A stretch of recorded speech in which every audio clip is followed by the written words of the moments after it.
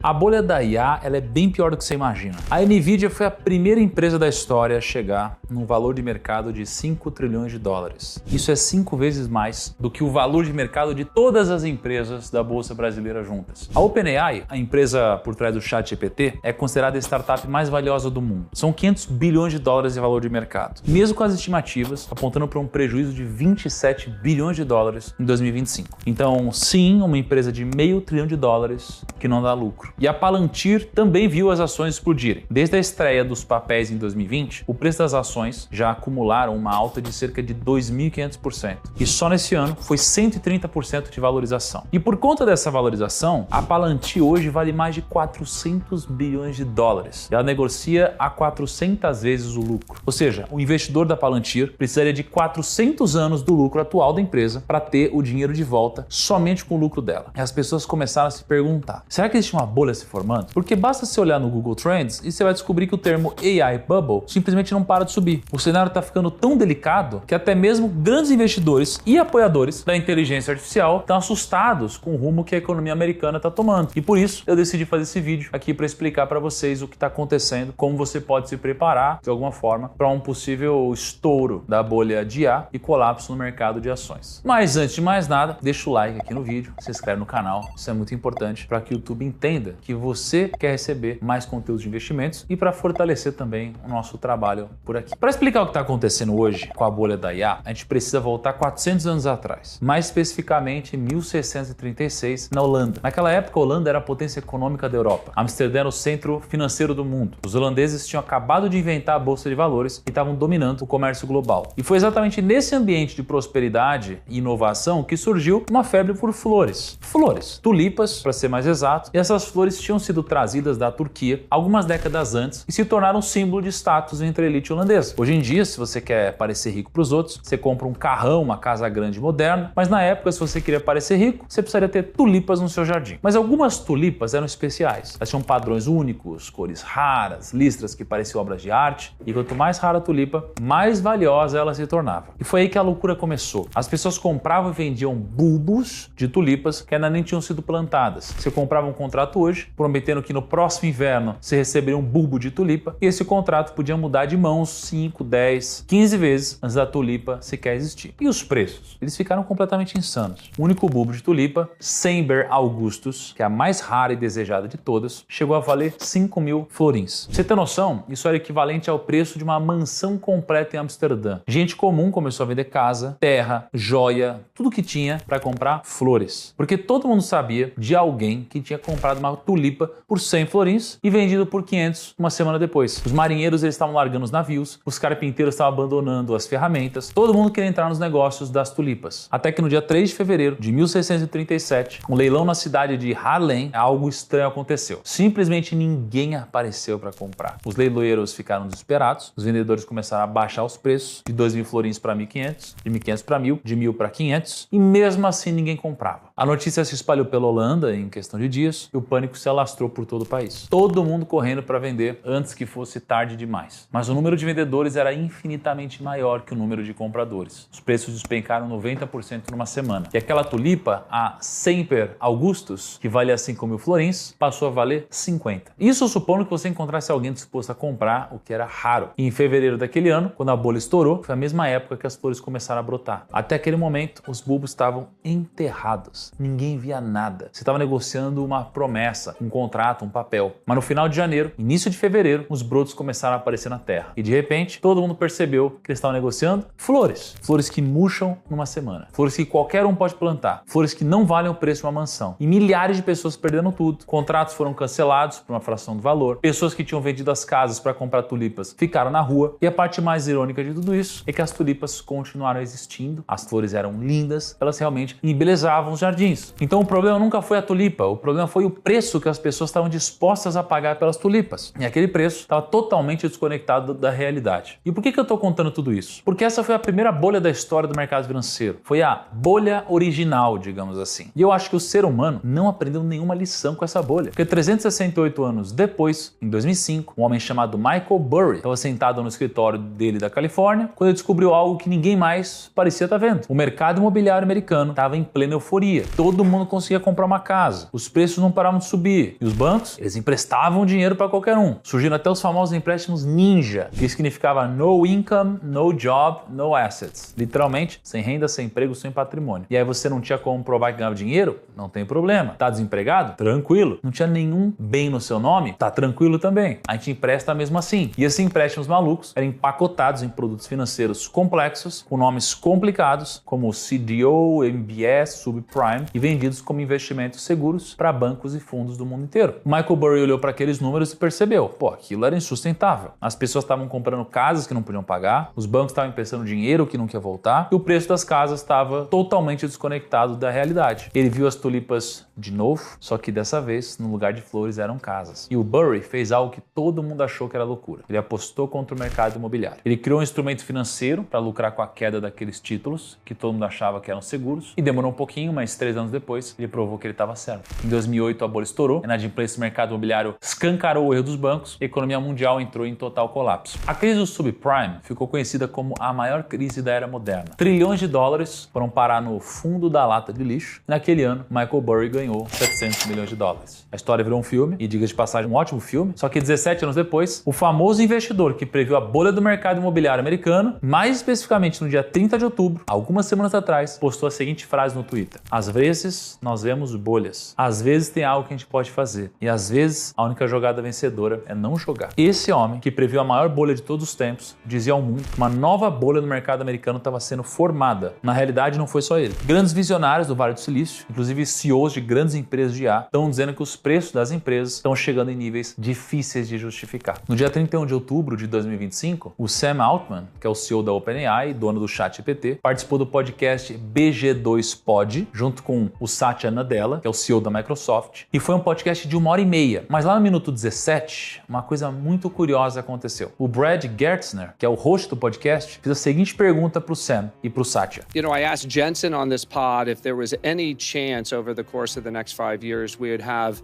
a compute glut. And he said it's virtually non-existent chance in the next 2 to 3 years. Então ele disse que poucos dias atrás, o Jensen, que é o CEO da NVIDIA, estava no podcast e ele perguntou para o CEO da NVIDIA se existia alguma chance dos próximos anos de existir um excesso de capacidade de computação no mercado. Em português, claro, ele perguntou se existia uma chance de uma bolha de IA surgir no mercado. E o Jensen disse que não, que essa chance é praticamente inexistente. Só que o mais legal dessa história é que o Sam Altman disse que depois disso, quando ele foi perguntado se concordava com o CEO da NVIDIA, nas palavras do CEO da OpenAI, there will come a glut for sure, and whether that's like in 2 to 3 years or 5 to 6, Satya and I can't tell you, but it's gonna happen at some point, probably several points along the way. There's something deep about human psychology here and bubbles, and also, as Satya said, it's such a complex supply chain, weird stuff gets built. The technological landscape shifts in big ways, so... Em algum momento, vai haver um excesso de oferta e a formação de uma bolha. Ninguém sabe se vai ser em 2, 3 ou 5 anos, mas vai acontecer. Na verdade, isso vai acontecer em vários momentos ao longo do caminho, como já aconteceu no passado. Quando eu escutei esse trecho do podcast, eu entendi o que ele quis dizer. Se você for um pouco mais velho, você deve lembrar disso. Só que a bolha das tulipas e a bolha do subprime de 2008 não foram as únicas bolhas da história. Nos anos 90, a internet estava surgindo e todo mundo sabia que aquilo ia mudar o mundo. As empresas estavam sendo criadas aos montes e todas elas tinham algo em comum. Elas terminavam com .com, pets.com, webvan.com, toys.com, amazon.com. Então centenas, milhares de empresas nascendo toda semana. E o que a maioria delas tinha em comum? .com. E além disso, elas não davam lucro. Muitas nem tinham um plano claro de como elas iam dar lucro um dia. Mas isso não importava, porque todo mundo estava convencido de que a internet era o futuro. E se você não investisse agora, você ia perder a grande oportunidade da sua vida. O raciocínio era simples. A internet vai dominar tudo, essa empresa está na internet, logo essa empresa vai valer bilhões. Era como se só o fato de existir online já garantisse o sucesso automático. As empresas faziam IPO, elas abriam capital na bolsa e as ações paravam 100, 200, 500% no primeiro dia de negociação, sem justificativa nenhuma, além do entusiasmo puro. A Netscape, que foi um dos primeiros navegadores de internet, abriu capital em 95. As ações saíram a $28 e fecharam o primeiro dia a $75. Um salto de 167% em poucas horas. E aí começou a corrida do ouro digital. Os investidores despejavam dinheiro em qualquer coisa que tivesse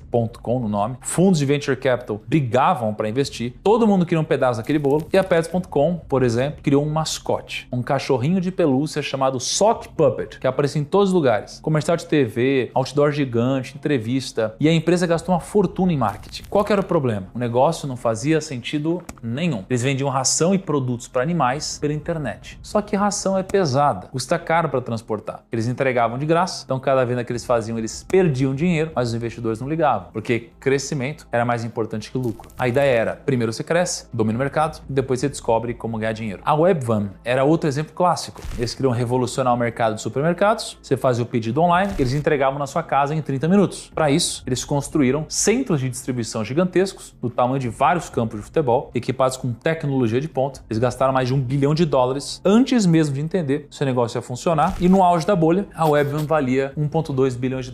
Só que eles nunca deram lucro, nem em um único trimestre. E tem um detalhe importante aqui. Não era só gente comum investir nessas empresas. Eram fundos bilionários, bancos de investimentos, investidores profissionais, gente que devia saber o que estava fazendo. Só que a ganância e o medo de ficar de fora eram mais fortes que a razão. Naquela época surgiu uma expressão muito famosa no mercado financeiro chamada FOMO, que é o Fear of Missing Out, que significa medo de perder a grande oportunidade. Todo mundo conhecia alguém que tinha investido numa empresa.com e tinha multiplicado o dinheiro por 5, 10, por 20 vezes em alguns meses. Então, mesmo quando você olhava para os números e pensava que não fazia sentido, você tinha medo de não investir e ver todo mundo ficando rico enquanto você ficava de fora. O índice Nasdaq, que é onde negociam as empresas de tecnologia, subiu 400% entre 95 e 2000. As pessoas começaram a acreditar que as regras antigas de investimentos não valiam mais, que a internet tinha mudado, que agora era possível ter crescimento eterno sem nunca precisar dar lucro. Até que em março de 2000, as rachaduras começaram a aparecer. Algumas empresas começaram a anunciar resultados piores que o esperado. Outras admitiram que ia demorar muito mais tempo para dar lucro do que tinham prometido e o pânico começou. No dia 10 de março de 2000, a Nasdaq atingiu um pico histórico, 5.048 pontos, e nos 2 anos seguintes ela caiu 78%, de 5.000 pontos para 1.100. As empresas que valiam bilhões viraram pó da noite para o dia. A Pets.com, que tinha feito um IPO gigantesco, faliu em menos de um ano, de bilhões para zero. A Webvan, que tinha levantado mais de $1 bilhão em investimentos, também faliu. Aqueles centros de distribuição futuristas viraram prédios abandonados. A eToys, que chegou a valer $8 bilhões, foi vendida por 5 milhões, de 8 bilhões para 5 milhões. Trilhões de dólares simplesmente evaporaram do mercado. E olha, por exemplo, esse panfleto aí dos anos 2000 do Goldman Sachs, um dos maiores bancos do mundo. Todas as empresas classificadas como compra nesse relatório simplesmente não existem mais. Todas quebraram durante o estouro do que ficou conhecido como a bolha.com. Milhares de pessoas colocaram o dinheiro da vida delas nessas empresas e elas perderam tudo. Aposentadorias inteiras foram pro ralo. Empresas demitiram centenas de milhares de funcionários. E sabe qual foi o maior aprendizado dessa história toda? A internet realmente mudou o mundo. As pessoas não estavam erradas sobre isso. A Amazon sobreviveu, Google nasceu nessa época. Várias das empresas nascidas durante a bolha transformaram o mundo que a gente conhece hoje e essas empresas hoje valem trilhões. O problema não foi acreditar na internet. O problema foi, primeiro, achar que qualquer empresa.com no nome ia valer bilhões automaticamente. E segundo, tá disposto a pagar qualquer preço pelo negócio. E depois que a poeira baixou, depois que a bolha estourou, as pessoas olharam para trás e perceberam algo meio óbvio. Empresas precisam ganhar dinheiro. Negócios precisam fazer sentido. Você não pode crescer para sempre gastando mais do que você ganha. Só que na época da bolha, ninguém queria ouvir isso. Quem falava essas coisas era chamado de ultrapassado, de velho, de quem não entendia a nova economia. O próprio Warren Buffett, o maior investidor de todos os tempos, passou os anos 90 sendo completamente ridicularizado. O cara que hoje todo mundo idolatra, que é considerado o oráculo de Omaha, estava sendo chamado de dinossauro, de ultrapassado, de velho, que não entendia a nova economia. Porque enquanto todo mundo estava ficando rico com as empresas da bolha.com, o Buffett se recusava a investir nelas. Ele dizia, eu não invisto no que eu não entendo. Eu não consigo calcular o valor intrínseco de uma empresa que não dá lucro e não tem previsão de dar lucro. E as pessoas riam dele, riam pra caramba. E a Berkshire Hathaway, a empresa do Buffett, teve o pior desempenho relativo da sua história durante a bolha.com. Enquanto a Nasdaq subiu 400%, a Berkshire mal se mexeu em termos de valor. Os investidores começaram a abandonar ela, revistas de negócios publicavam artigos questionando se o Buffett tinha perdido o timing, se ele ainda era relevante na nova era da internet. E em 99, no auge da bolha, a revista Barron's publicou a matéria com o título Warren, o que aconteceu? E a crítica era clara. Enquanto todo mundo estava ficando rico, o Buffett estava perdendo dinheiro por se apegar aos velhos métodos de avaliação de empresas. E não sabe se é verdade, mas tem uma fofoca de mercado em que na reunião anual da Berkshire, um acionista levantou a mão e perguntou perguntou para ele, né? Falou, Buffett, o senhor não acha que está perdendo a revolução da internet? E sabe o que ele respondeu? Eu prefiro perder uma oportunidade do que perder dinheiro. E eu não vejo como essas empresas que gastam mais do que ganham vão gerar valor no longo prazo. E bom, ele estava certo. Quando a bolha estourou, os investidores perdiam 70%, 80%, 90% do patrimônio e o Buffett não perdeu nada. Na verdade, ele estava numa posição perfeita para comprar empresas excelentes a preços ridículos. Eu fico imaginando o quão difícil deve ter sido para o Buffett ver todo mundo do lado dele ficar mais rico, com centenas de milhares de pessoas comprando casas maiores, carros novos, viajando pela Europa, com dinheiro de ações de tecnologia, enquanto ele seguia os princípios e deixava a bolha inflar. Deve ser difícil ser chamado de burro, de ultrapassado, de covarde e ainda continuar firme nas suas convicções. Mas isso me leva de volta ao ponto que eu queria chegar. Na época da bolha, ninguém queria ouvir sobre lucro, sobre fundamentos, sobre preço justo. Quem falava essas coisas era chamado de ultrapassado, de velho, de quem não entendia a nova economia, até que a realidade bateu na porta. E agora, 25 anos depois, muita gente está olhando para o mercado de inteligência artificial e se perguntando, será que a gente não está cometendo os mesmos erros de novo? E para a gente entender com clareza essa história, a gente precisa entender um pouco mais sobre mais uma bolha. E dessa vez, a bolha que a gente está vivendo hoje, a bolha das IAs. Tudo começou no dia 30 de novembro de 2022, quando uma pequena startup de São Francisco lançou um produto que mudaria o mundo para sempre. O nome dela era OpenAI. E o produto, muitas das pessoas que estão assistindo esse vídeo aqui, usam todo santo dia. Eu estou falando do ChatGPT. Nos primeiros 5 dias, mais de 1 milhão de pessoas se inscreveram. Em 2 meses, 100 milhões de usuários ativos. Foi o aplicativo que cresceu mais rápido na história da internet. Mais rápido que o Facebook, mais rápido que o Instagram, mais rápido que o TikTok. De repente, o mundo inteiro está falando sobre inteligência artificial. Todo mundo estava experimentando e todo mundo estava adorando o ChatGPT. E foi aí que a corrida do ouro começou mais uma vez. Mas para você entender o que está acontecendo hoje, você precisa entender como funciona o mercado de IA. Eu vou te explicar isso do jeito mais simples possível. Você criar uma inteligência artificial, você precisa de 3 coisas. Primeiro, você precisa de chips. Chips poderosos, capazes de processar bilhões e bilhões de cálculos por segundo. E existe uma empresa que domina completamente esse mercado, a NVIDIA. Segundo, você precisa de data centers. Lugares gigantescos, do tamanho de vários campos de futebol, cheios desses chips, que consomem tanta energia quanto cidades inteiras. Essas são empresas como Microsoft, Amazon e Oracle. E terceiro, você precisa de empresas de IA, as empresas que pegam todo esse poder computacional e criam os produtos que você usa, como é o caso do ChatGPT e do Gemini, que é a AI do Google. E aqui é onde a coisa fica interessante e extremamente perigosa também. Deixa eu mostrar um problema que ninguém está prestando atenção o suficiente. A NVIDIA hoje vale algo próximo de 5 trilhões de dólares. Ela chegou a bater 5, mas logo depois as ações desvalorizaram um pouco. E como eu falei no começo do vídeo, isso é 5 vezes todas as empresas da Bolsa Brasileira somadas. Ela é hoje a empresa mais valiosa do mundo. E todo mundo acha que a NVIDIA fabrica chips, não é? Mas não, tá errado. A NVIDIA projeta chips. Ela desenha os chips, ela cria as plantas, os projetos, mas ela não fabrica os chips. Quem fabrica os chips da NVIDIA? Quem que fabrica os chips do iPhone e da Apple? Quem que praticamente fabrica todos os chips mais avançados do planeta? Uma única empresa, a Taiwan Semiconductor Manufacturing Company, a TSMC. E você sabe onde fica a TSMC? Como o próprio nome diz, em Taiwan. Taiwan é aquela pequena ilha na costa da China que, bem, a China afirma que pertence a ela e está construindo navios militares e fazendo exércitos navais para um dia, quem sabe, tomar de volta. Então não sei se ficou claro na sua cabeça, mas a inteira corrida da inteligência artificial, toda essa bolha que a gente está vivendo, todo o futuro tecnológico do mundo ocidental depende de uma única ilha. Uma ilha que pode deixar de existir como um país independente nos próximos anos. Então você deve estar pensando, é simples, primo. Basta a gente começar a produzir os chips aqui nos Estados Unidos, Brasil, em outros lugares do mundo. E o problema é que fazer esses chips é difícil pra caramba. Os chips mais avançados hoje são de 3 nanômetros. E pra você ter uma ideia, um fio de cabelo humano tem 70 mil nanômetros de espessura. Então a gente está falando de chips que são mais de 20 mil vezes menores que um fio de cabelo. Você tem noção disso? Para fazer um chip desses, você precisa de máquinas que custam 400 milhões de dólares cada. E só existe uma empresa no mundo que faz essas máquinas, a ASML, na Holanda. Eles têm apenas algumas centenas dessas máquinas no planeta. E a TSMC tem a maioria delas. E o pior de tudo isso é que não basta ter a máquina, você precisa de décadas de experiência. Você precisa de engenheiros treinados. A Samsung, que é a segunda colocada nesse mercado, ainda tem problemas enormes de qualidade. Quando eles tentam fazer chips de 4 nanômetros, uma porção enorme sai defeituosa. defeituosa. É 20, 30% dos chips que eles produzem que não funcionam. E aí quando você está produzindo um chip que vale $30 mil,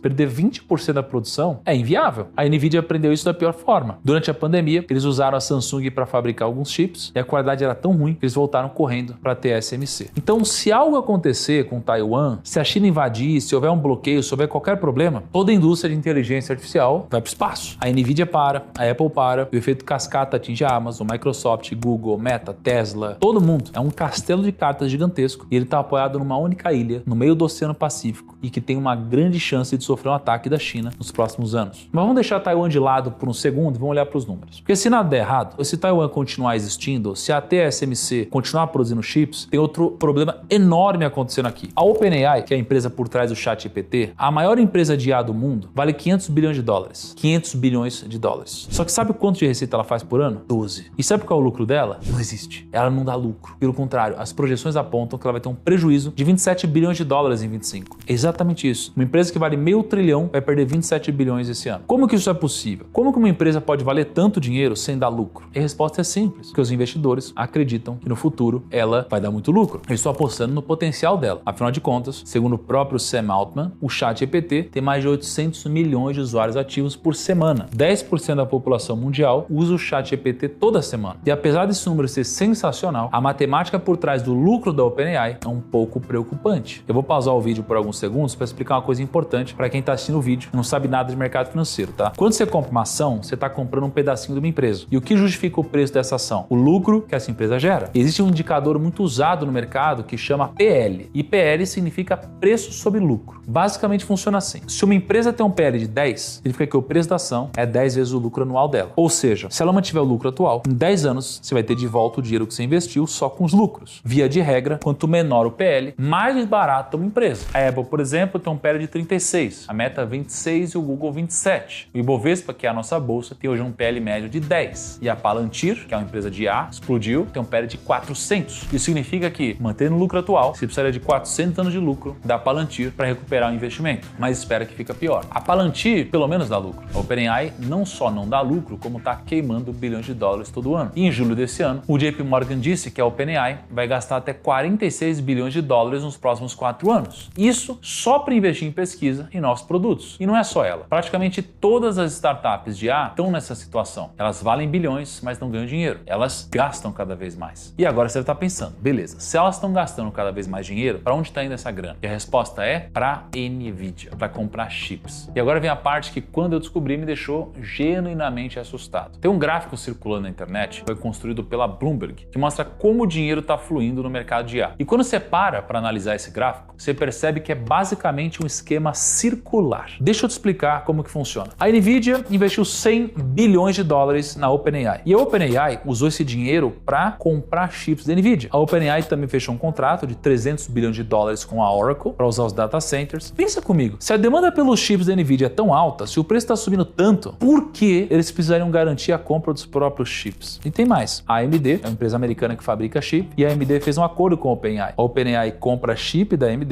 e, em troca, a AMD dá para a OpenAI ações da própria AMD como pagamento. Então a OpenAI compra chip, recebe a ação, as ações sobem de preço porque a AMD anunciou que vendeu chip e a OpenAI ganha dinheiro com a alta das ações. Parece um círculo onde todo mundo está passando dinheiro para frente, esperando que a música nunca pare de tocar. E olha, eu sei que isso tudo pode parecer confuso, investimentos, ações, chip, inteligência artificial, China, Taiwan, tem muita informação aqui e eu entendo que muita gente vai assistir isso aqui e ficar preocupado, pensando em como que você pode ganhar dinheiro com essa loucura toda acontecendo pelo mundo. Foi por conta dessas loucuras que a gente está vivendo hoje que eu criei a Finclass lá em 2021, mais de 4 anos atrás. A Finclass é a maior plataforma de educação financeira do Brasil e por muito tempo e por tempo limitado você vai poder assinar a Finclass com 50% de desconto. Mais especificamente, no dia 28 de novembro, a Finclass vai sair de R$ 79,90 por R$ 39,95 por mês no plano anual. Então se você quer investir, mas não sabe por onde começar, tem medo de tudo que está acontecendo no mundo hoje, quer seguir uma carteira completa, com recomendações de investimentos dos melhores analistas do Brasil para tomar boas decisões com seu dinheiro, principalmente nesse tempo de incerteza, clica no link que está aqui embaixo na descrição ou escaneia o QR Code que está aparecendo na tela. Você vai colocar o seu nome e e-mail completo, vai entrar na lista de espera para participar dessa oportunidade e vai aproveitar a promoção. Mas voltando ao nosso assunto, quando você olha para uma imagem como essa, isso assusta um pouco, né? As empresas de IA criaram uma rede circular, onde elas investem umas nas outras, enquanto também compram a tecnologia umas das outras. Trilhões de dólares pessoas circulando entre as mesmas empresas. E a pergunta que está deixando todo mundo maluco é de onde está vindo todo esse dinheiro? Deixa eu te mostrar uns números que vão fazer a sua cabeça explodir. Somando todas as Big Techs, Microsoft, Amazon, Google, Meta, Oracle, a estimativa é que elas vão gastar 500 bilhões de dólares em 2025. Só em infraestrutura. Data center, chip, cabo, prédio. Pra você ter noção, isso é 1/4 do PIB inteiro do Brasil. Só 5 empresas vão gastar em um ano 1/4 de tudo que a economia brasileira produz. Isso é só o começo. Alguns bancos estão prevendo que nos próximos 5 anos, o setor de IA vai gastar 7 trilhões de dólares em infra. E só para você ter uma noção do tamanho desse número, os Estados Unidos inteiros gastaram 8 trilhões em infraestrutura em 24. Em todos os setores. Estradas, pontes, fábricas, hospitais, escola, tudo. O setor de IA sozinho vai gastar quase isso nos próximos 5 anos. E aí eu te pergunto, onde que está a receita para pagar por tudo isso? A Bain & Company, que é uma consultoria muito respeitada, fez um cálculo interessante. Eles estimam que para justificar todo esse investimento, para ter algum retorno positivo, as empresas de IA precisariam faturar 2 trilhões de dólares por ano até 2030. O problema é que 2 trilhões de dólares é mais do que a receita da Microsoft, da Meta, Google, Amazon, Apple e Nvidia juntas em 2024. E não tem nenhum caminho claro de como chegar lá. Porque olha só, o ChatGPT tem 800 milhões de usuários ativos por semana. Isso é muito, é um crescimento absurdo. Mas sabe quantos desses usuários pagam pelo serviço? 6%. 48 milhões de pessoas pagam. 752 milhões usam de graça. E a OpenAI está perdendo dinheiro até mesmo com aqueles clientes que pagam pelo serviço delas. Porque as pessoas estão usando mais do que a OpenAI esperava. Elas estão literalmente derretendo os GPUs da empresa. Então me diz, como que uma empresa que perde dinheiro com quem paga, que tem 94% de usuários gratuitos, que queima bilhões de dólares todo ano, como essa empresa vai gerar trilhões de dólares em receita nos próximos anos? Ninguém sabe. Simplesmente ninguém sabe. E mesmo que por algum milagre eles descobrissem como gerar essa receita toda, tem outro problema gigantesco: energia elétrica. Lembra aquele podcast que eu mencionei agora há pouco, onde participou o CEO da OpenAI e o CEO da Microsoft? No meio do podcast, o CEO da Microsoft deixa muito claro que o problema deles não é a produção de chip e muito menos a demanda por chip. O principal gargalo hoje é energia. A própria conta de luz dos americanos está ficando muito mais cara por conta disso. Alguém tem que pagar pela corrida da IA. Então, além de todos os problemas que eu trouxe até aqui, a eletricidade também vai se tornar outro grande problema nos próximos anos, e esse é só o começo. Os data centers de IA devem quadruplicar a demanda de energia na próxima década. Cada pergunta que você faz no ChatGPT gasta muita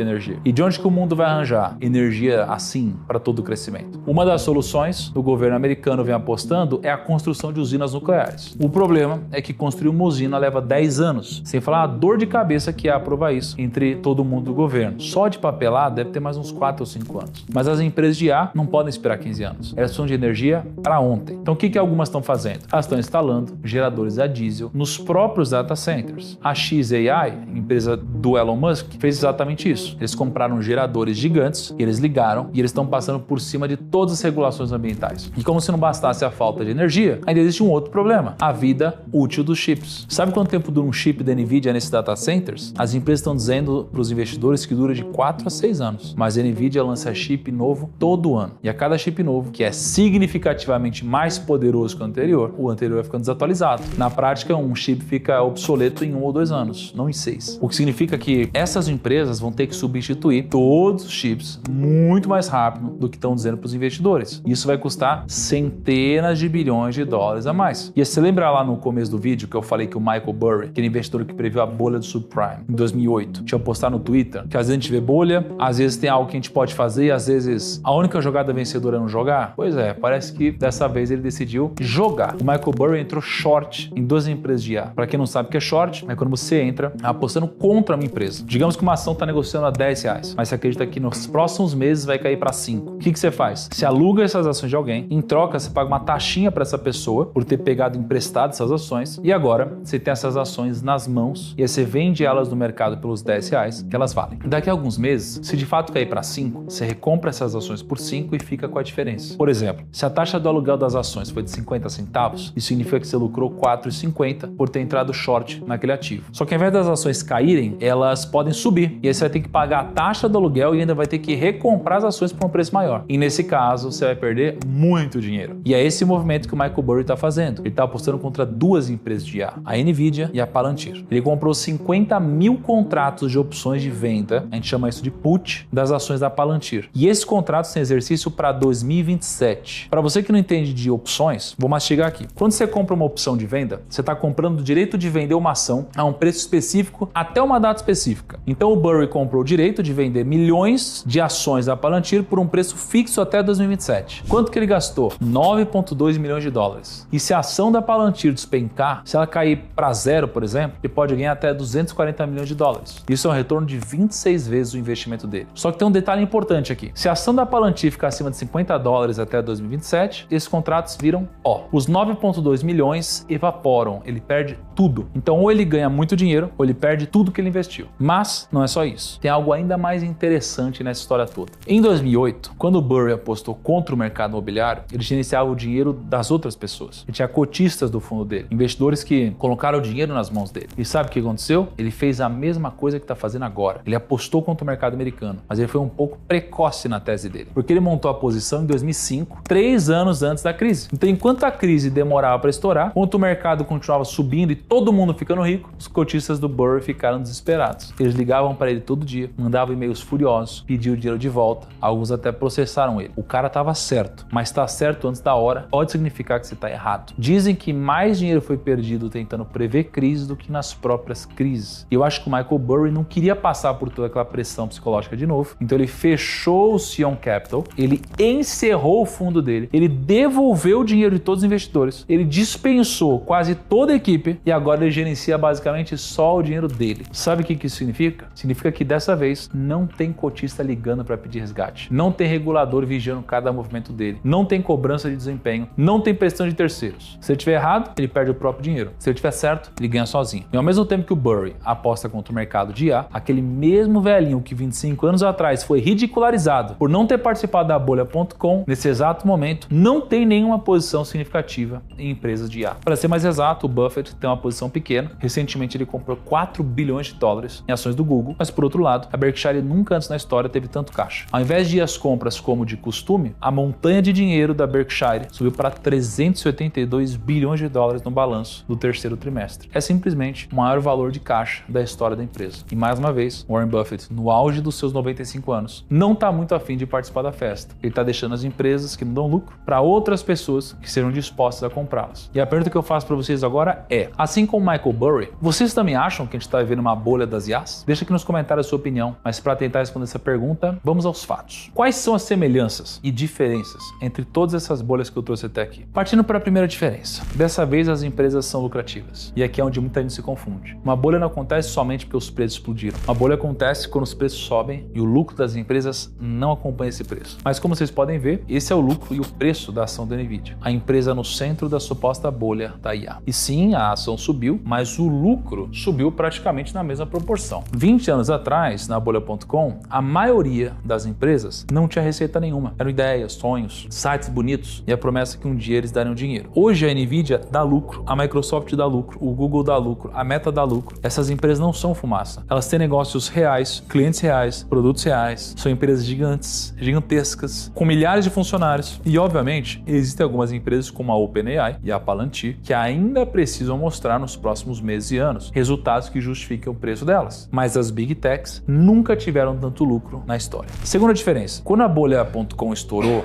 nos anos 2000, mais ou menos 250 milhões de pessoas no mundo usavam a internet. O planeta tinha 6,2 bilhões de pessoas. Então, a gente está falando aqui que 4% da população mundial usava a internet. Hoje, segundo a Microsoft, mais de 1 bilhão de pessoas usam IA e a população mundial chegou em 8 bilhões. Isso significa que 12,5% do planeta está usando alguma ferramenta de IA 3 vezes mais do que a internet durante a bolha.com. A internet era útil em 2000? Sim, mas a maioria das pessoas não sabia exatamente como usar. A inteligência artificial é útil hoje? Sim, e diferente da internet em 2000, mais de 1 bilhão de pessoas já estão usando todos os dias. Terceira diferença, o número de IPOs está infinitamente menor do que na bolha.com. Esse gráfico mostra o número de IPOs nos Estados Unidos de 93 até 2025. Olha o que aconteceu na bolha.com. O pico foi em 2000, com 511 IPOs em 12 meses, isso é absurdo. Empresa abrindo capital todo dia, todo mundo querendo entrar na bolsa para surfar a onda da internet. E depois que estourou a bolha em 2000, o número despencou, caiu para menos de 100 em poucos anos. E agora repare em 2025 que são apenas 56 IPOs. anos. Isso é quase 10 vezes menos do que no auge da bolha.com. E por que isso é importante? Porque um dos sinais clássicos de bolha é a euforia generalizada. Todo mundo querendo abrir empresa, todo mundo querendo vender ação, todo mundo querendo entrar no mercado a qualquer custo. Na bolha.com, isso estava acontecendo. Centenas de empresas por ano abrindo capital. A maioria sem lucro, sem modelo de negócio claro. E hoje, o mercado de IPOs está praticamente bem mais devagar. Poucas empresas estão abrindo capital. As startups estão ficando privadas por mais tempo, olhando única e exclusivamente para esse indicador, por exemplo. O mercado não está com o mesmo nível de euforia da bolha.com. Mas isso também pode significar que toda a valorização está concentrada em poucas empresas, né? Como é o caso da Nvidia, Microsoft, Google e Meta, ao invés de ser espalhado em centenas de startups, como foi em 2000. Ou seja, menos empresas participando da festa, mas as que estão participando estão ficando muito maiores. A quarta diferença pode ser explicada por esse gráfico aqui, ó. Mas para que você possa entender completamente o que ele quer dizer, você primeiro precisa entender o que é PIB. O PIB significa Produto Interno Bruto e é basicamente todo o dinheiro que um país produz em um ano. Tudo que é vendido, fabricado, construído. Se os Estados Unidos têm um PIB de 25 trilhões de dólares, significa que a economia americana produziu 25 trilhões naquele ano. Agora, quando a gente fala em investimento como porcentagem do PIB, a gente está medindo do total que a economia produziu, quanto foi gasto naquela coisa específica. Pensa assim, se você ganha 5 mil reais por mês e gasta 500 reais em restaurante, você está gastando 10% da sua renda em jantar fora de casa. Esse gráfico faz mais ou menos a mesma coisa, só que com países. Nas ferrovias dos anos 1860, os países estavam gastando 4,5% de tudo que eles produziam para construir trilho de trem. Era uma loucura. Na bolha.com dos anos 90, o investimento em hardware e tecnologia chegou a 1,5% do PIB americano. E a IA hoje, por volta de 0,8%. Ou seja, proporcionalmente ao tamanho da economia, o investimento em IA ainda é menor do que foi em outras revoluções tecnológicas do passado. Agora vamos falar um pouquinho mais das semelhanças. E olha que algumas são assustadoras. A narrativa do dessa vez é diferente. Na bolha das tulipas, as pessoas sempre diziam: tulipas são novo ouro, são raras, todo mundo quer. Na bolha.com a história era: a internet vai mudar o mundo, as regras antigas não se aplicam mais, lucro não importa, o que importa é crescimento. E na bolha do subprime, em 2008, o preço das casas nunca cai, é investimento imobiliário, é o mais seguro do mundo. E agora, na IA, o que a gente escuta?